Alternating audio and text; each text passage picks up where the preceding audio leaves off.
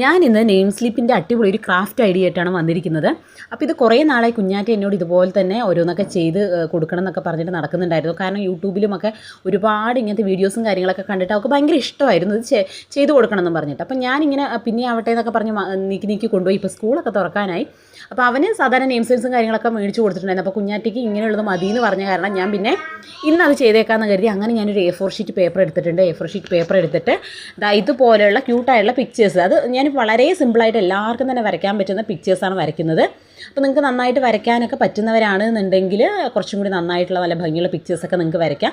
ഇത് വളരെ സിമ്പിളായിട്ട് ആർക്കും ചെയ്തെടുക്കാവുന്ന അല്ലെങ്കിൽ ആർക്കും വരയ്ക്കാവുന്ന പിക്ചേഴ്സാണ് ഞാനിപ്പോൾ ഇതിൽ ചെയ്യുന്നത്. അപ്പോൾ അതൊക്കെ നിങ്ങളുടെ കഴിവനുസരിച്ച് നിങ്ങൾക്ക് വരയ്ക്കാം. പിന്നെ ഒരു കാര്യം എന്ന് പറഞ്ഞാൽ ഞാനിതിൽ പെൻസിൽ യൂസ് ചെയ്തിട്ടാണ് വരയ്ക്കുന്നത്.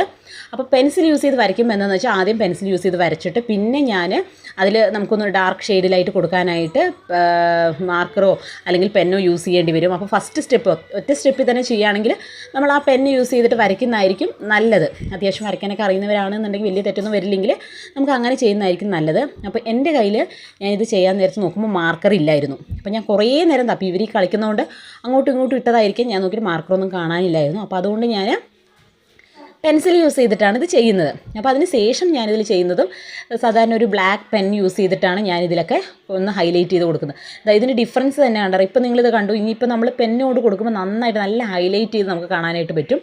അപ്പോൾ നമുക്ക് പണി ഇരട്ടിക്കാതിരിക്കാനാണ് ഞാൻ ഈ പറഞ്ഞത്. നിങ്ങളുടെ ആദ്യമേ ഉണ്ടെന്നുണ്ടെങ്കിൽ ഇതിപ്പോൾ ഒത്തിരി സമയമെടുക്കും. ഓരോന്നും നമുക്ക് ഫിനിഷ് ചെയ്ത് നല്ല ഭംഗിയിൽ നമുക്ക് കൊടുത്തു വരുമ്പോഴത്തേനും സമയമെടുക്കും.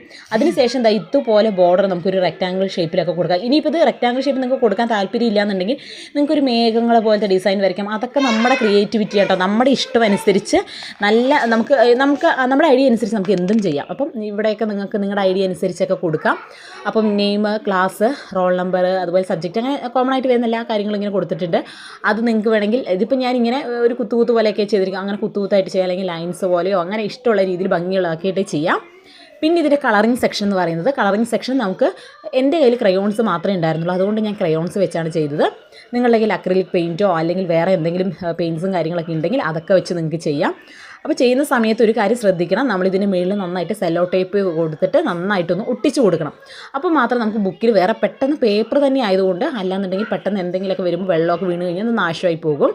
അപ്പോൾ അതുകൊണ്ട് ഇങ്ങനത്തെയൊക്കെ ചെയ്തെടുത്ത ശേഷം ബുക്കിൽ ഒട്ടിക്കുമ്പോൾ ഒരു സെല്ലോ ടേപ്പ് വെച്ചിട്ട് നന്നായിട്ട് ഫിനിഷ് ചെയ്തിട്ട് തന്നെ ഒട്ടിച്ച് കൊടുക്കാനായിട്ട് നോക്കുക. അപ്പം വളരെ യുണീക്കായിട്ട് നമുക്ക് ചെയ്തെടുക്കാൻ പറ്റും. നല്ല ഭംഗിയാണ് ഇങ്ങനെയൊക്കെ ചെയ്ത് കഴിഞ്ഞാൽ.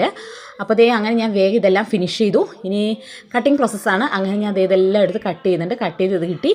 അപ്പോൾ ഞാൻ ഈ പറഞ്ഞ പോലെ തന്നെ ക്രയോൺസ് യൂസ് ചെയ്ത് ഞാൻ ഫിനിഷ് ചെയ്തു. അപ്പോൾ എല്ലാവരും നിങ്ങൾക്ക് ഇങ്ങനെയൊക്കെ ചെയ്യാൻ താല്പര്യമാണെന്നുള്ളവരാണെന്നുണ്ടെങ്കിൽ ഇതൊന്ന് ട്രൈ ചെയ്ത് നോക്കണം.